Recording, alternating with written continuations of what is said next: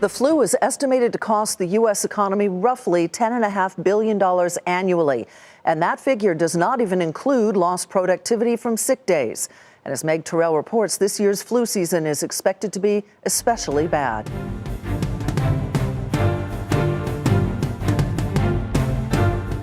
I think I got it on Wednesday. Flu season is here, and already it appears to be more severe than usual. Flu is now widespread in 46 states, and hospitals and clinics are seeing a spike in patient visits with flu-like symptoms. A major reason is the strain of the virus that's circulating. It's called H3N2, and the Centers for Disease Control and Prevention says reports of that strain rapidly increased in the last weeks of December. Dr. Anthony Fauci at the National Institute of Allergy and Infectious Disease says it's a more severe strain, and the flu vaccine isn't providing as much protection this year. A really good year of protection would be about 60% efficacy.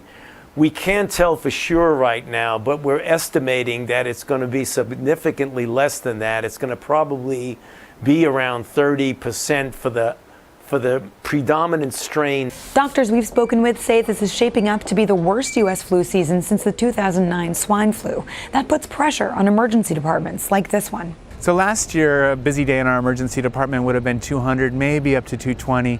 But every day this week we've been seeing 260, 270, and a major component of that is people with influenza-like symptoms. And it's not just the patients who are getting sick. When half of our staff is out sick with the flu, it's really hard to take care of our patients. In addition to the surge of flu patients, hospitals are coping with spot shortages of IV saline bags, important for delivering medicines and hydration.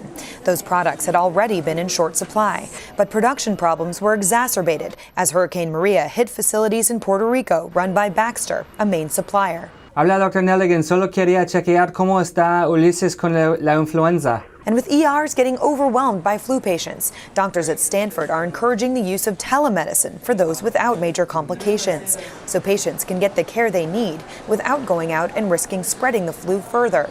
Meanwhile, work is underway on a better flu shot, one that can work every year, regardless of which strains are circulating.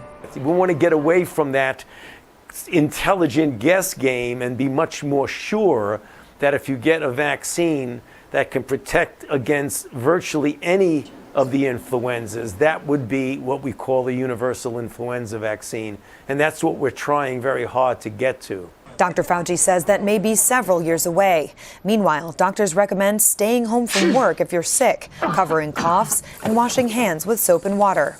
And though the flu shot doesn't appear to be as effective this year, universally, public health experts still recommend getting one. For Nightly Business Report, I'm Meg Tirrell in Palo Alto, California.